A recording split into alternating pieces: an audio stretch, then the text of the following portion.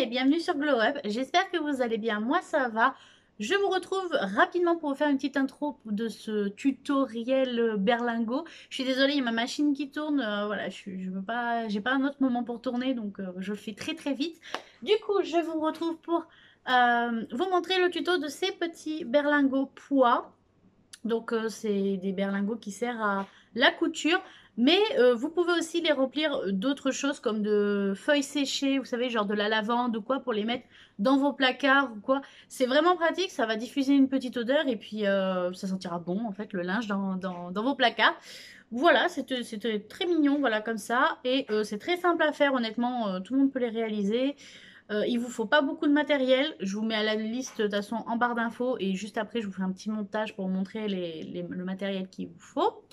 Et je vous mets aussi le gabarit en fait de ces berlingots juste en dessous. Voilà, vous l'aurez juste à imprimer. Vous voyez que ça vient sur une feuille A4, donc c'est vraiment pas grand chose. Donc vous avez le gabarit du grand berlingot et du petit berlingot. Voilà, avec l'écran de les traits de crantage. Voilà, et après je vous laisse avec le tuto. Alors soyez indulgents, c'est mon tout premier tutoriel. J'ai essayé de rien oublier. Voilà, c'est possible qu'il y ait un ou deux oublis. Mais en tout cas, j'espère que ça vous plaira, que vous allez réaliser ce petit berlingot. Et n'hésitez pas à me taguer sur Instagram si jamais vous le réalisez et que vous faites une petite photo de ce petit berlingot. N'hésitez pas à mettre Glow Up Amy et comme ça, enfin Glow Up by Amy et j'irai voir bien évidemment ce que vous avez fait. Voilà, donc sur ce, je vous laisse avec le tutoriel. Donc pour ce tuto, il va vous falloir évidemment une chute de tissu pour pouvoir réaliser le berlingot plus ou moins grosse. Ensuite des ciseaux de couture,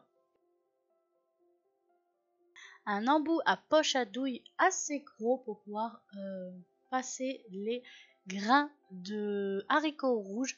C'est les grains les plus utiles en fait pour le berlingot car ils sont assez lourds. Et il va falloir bien évidemment du fil, une machine à coudre et une aiguille à main. Donc pour commencer, évidemment, il va vous falloir découper les gabarits, puis après couper votre tissu en suivant la forme du gabarit, en pensant bien à cranter les côtés comme c'est indiqué sur le patron pour pouvoir vous repérer après pour l'assemblage. Donc là pour ce tutoriel, je vous montre avec le grand berlingot, mais j'ai aussi découpé mon petit berlingot car je fais toujours un duo, on va dire, de... Vous voyez, comme pour les petits léopards, voilà, j'en ai fait un petit, un grand. J'aime bien, je trouve ça plus joli.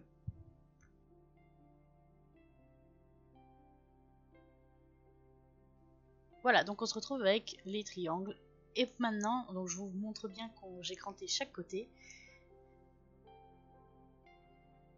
Et du coup, nous allons commencer à assembler le berlingot. Donc pour cela, vous allez simplement prendre un côté de votre berlingot et vous allez rassembler les deux pointes. Et normalement, le cran arrive à peu près au milieu si vous avez bien cranté. Moi, j'ai un peu cranté sur le côté, donc c'est pas totalement au milieu. Mais bon, voilà, ça censé arriver au milieu. Et là, il vous suffit d'épingler tout le bord.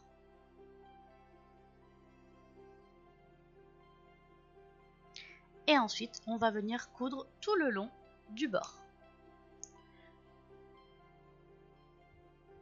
Donc moi je vais utiliser un point zigzag car j'ai utilisé un tissu jersey, mais vous pouvez aussi réaliser ces berlingots dans un tissu non extensible et bien évidemment il faudra juste modifier l'aiguille et le point que vous allez utiliser. Voilà. Donc pour le coup c'est un projet qui se fait extrêmement rapidement, je crois qu'en moins de 20 minutes j'ai fait les deux berlingots. Le plus long c'est de les remplir en fait. Donc voilà ce que ça donne.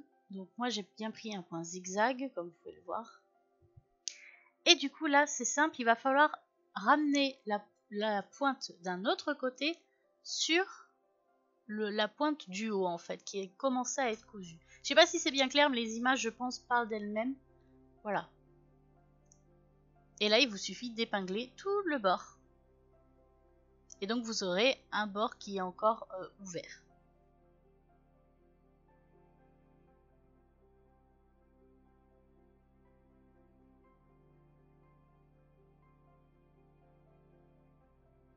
Voilà, une fois que vous avez épinglé, je vous montre un petit pliage comme ça, c'est plus simple pour le passer à la machine, ça évite de déraper ou de coudre un côté, sur le bord en fait. Enfin, ça évite de faire un mauvais pliage quoi.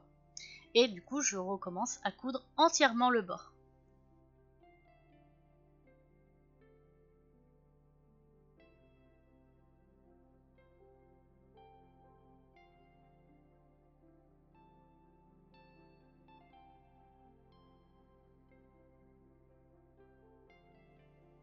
Et voilà ce que ça donne. Et donc là, naturellement, le bord va se coller, en fait, le dernier bord du triangle qui nous reste va se coller et il vous suffit de l'épingler, mais attention, il faut laisser une ouverture pour pouvoir retourner le berlingot et aussi pour pouvoir le remplir. Donc moi, ce que je fais, c'est que je me mets une épingle, en fait, au niveau, à l'endroit à peu près où je ne veux pas coudre, en fait, et je couds à partir de cette épingle jusqu'en bas du berlingot.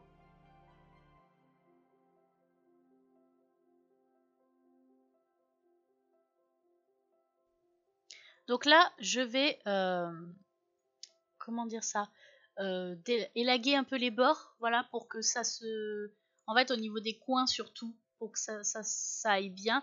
Et je vais réduire aussi la marge de couture parce que bah c'est des petites, disons des petits objets, donc du coup c'est plus facile à retourner et ça fait plus joli en fait quand on le retourne, quand les bords sont très fins. Donc je vous conseille de le faire. Après, si vous ne voulez pas, vous pouvez aussi ne pas le faire. Voilà, et du coup maintenant il ne reste plus qu'à le retourner. Et je dois avouer que là j'avais fait un trop petit trou, du coup j'en ai vraiment chié pour retourner mon berlingot.